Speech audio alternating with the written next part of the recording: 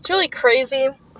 You know, I've been seeing a lot of stuff. Jake Monroe made a good video about, like, The Matrix and Andrew Tate and whatever. And, like, I really agree with Jake Monroe's take on it in his video. That, like, you know, and I forgot what quote it's from. I think it's from Fight Club.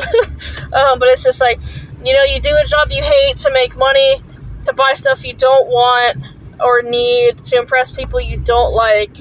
You know, and that's really how life is. Like, yeah, some people are genuine and some people really like the stuff they get, and they're, you know, I want to say the word selfish, but not in a bad way. Like, I feel like it's good to be selfish. Like, you know, if you and your friend are fucking eating something and you eat all of it to be a dick, that's a dick move. But I mean, like, if you want to do music, or if you want to study something in particular, or you want to do something, and there's someone that doesn't want you to do it, you should do it anyway. If you're in a relationship and that person wants to kind of control what you do or change you in any way, unless, like I said, unless you're shooting heroin in your eyeballs or something, you know, if it's anything less than that, or if you're, like, a genuinely bad person, then dump that person, because you might keep the person in that situation, but you're gonna fucking lose yourself. You are going to hate yourself. I did that for over a decade, and in my entire adult life, I've only had 2 years of actually living for myself.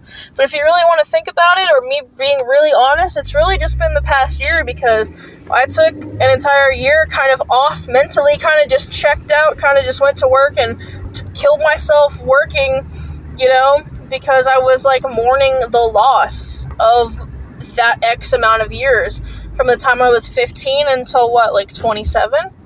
You know, I was with my ex. My whole world was about her. Everything I did, you know, from, like, my bed or eating habits or whatever was ran by her.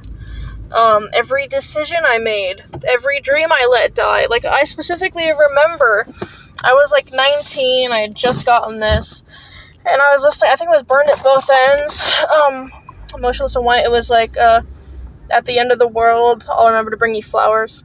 I forgot the song, to be honest, but I remember hearing that, and I was driving on Bailey Road in Concord, and I started bawling my eyes out to the point I had to pull over. And my ex with me in the car, and she's like, "What's wrong?" I'm like, "It's over." And she's like, "What do you mean?"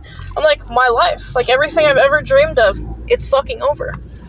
You know, and that meant, like, music career and all this stuff, and she used to make me feel like crap for it, and I kind of, killed myself in a way that day. You know, obviously not literally, but it's